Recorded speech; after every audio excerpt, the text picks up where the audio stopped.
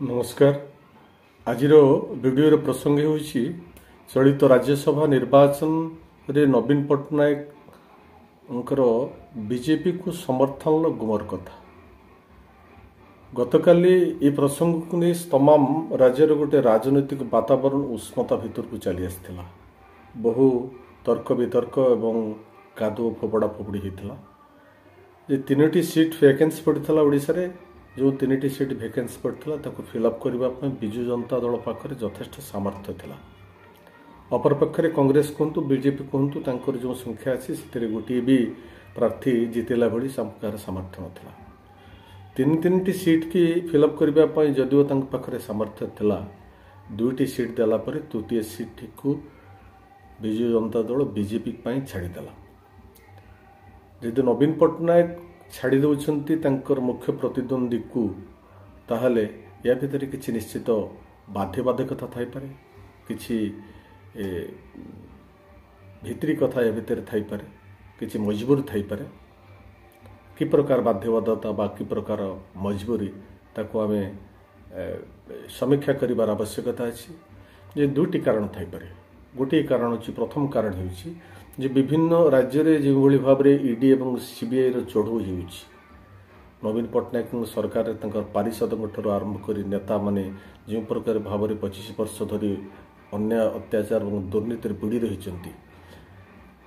काले ऊपर ईडी एवं सीबीआई लगे से आशंका बर्तवाई हुए तो नवीन पट्टनायक बीजेपी शीर्ष नेतृत्व सहित आलोचना करती जे आम उपर ईडी एवं सीबीआई न लगातु, ता प्रतिबदल में आम तुम तृतीय प्रार्थी को राज्यसभा समर्थन करूँ। ये गोटे बलिष्ठ कारण हो पाता है। ये कारण को नहीं गतकाली भी बहु आशंका उपजला और एक मुख्य कारण भाव में समस्ते कथा को सन्देह करते।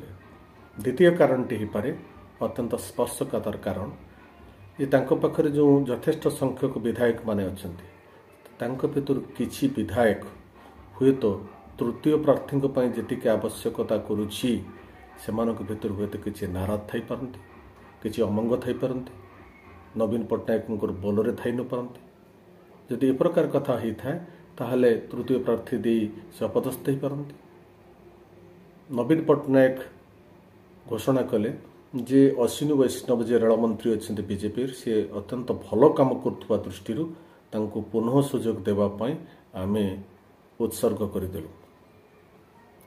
परस्पर परस्पर तीव्र विरोधी राति पहले निर्वाचन होगा जाउछि। ए परिस्थिति रे ए कारणटी केते बलिष्ठ कारण हो पारि थाए ताहा आपण माने ही विचार करिवे। आमे प्रथम कारण को आसीबा। जदि प्रथम कारण ईडी एवं सीबीआई रे कथा को आसीबा, जदि बीजेपी शीर्ष नेतृत्व सहित ईडी एवं सीबीआई न लगेबार कथा होता ताहले आज सकाळु सकाळु विजु जनता दलर वरिष्ठ नेता पूर्वतन मंत्री भंडारी पोखर विधायक प्रफुल्ल सामल घरे ईडी रे चढ़ाऊ ही न था। अतएव ये प्रथम कारणटी संपूर्ण भित्तिहीन और बेसलेस। आम आसवा द्वितीय कारण को। द्वितीय कारण होची संख्या थाई भी जिते बड़े असामर्थ्य प्रकाश करुछंती एवं कहउछंती आम उत्सर्ग करदेलु। अपरपक्षे भारतीय जनता पार्टी कहूँ गणित रे आम पाखरे संख्या नथिले भी आम पाखरे सामर्थ्य अच्छी, जिते कि नहीं आसला भली सामर्थ्य अच्छी। ये गोटे कंट्राडिक्टरी कथा जे गणित कहूँ आम पाखरे नहीं किंतु सामर्थ्य अच्छी। अर्थात विजु जनता दलर किसी विधायक को समर्थन करेंगे, क्रॉस वोटिंग करेंगे, यही कथा कहूँ। किछि दिन पूर्व आपण मानकर मन थी पारे जे भारतीय जनता पार्टी राज्य सभापति मनमोहन सामल कहते विजु जनता दलर 37 जन ऊर्ध्व विधायक आम लिंक रे अछंती। जदि ताहा ही थाए ताहले नवीन पट्टनायक भय पाई जाइथिबे जे मुझे तृतीय प्रार्थी ठिया कराउछि ताहले से विधायक माने मते आम सपक्ष भोट देबेनी, अपदस्थ हेबाक पड़िबो। एई प्रकार भय और आशंका थिबारु से अपदस्थर बर्तवा घोषणा कले, जोटा कि हास्यास्पद कथा, जो कथार किसी मूल्य थी न पारे। जे भल काम करुवा दृष्टि आम छाड़देलु।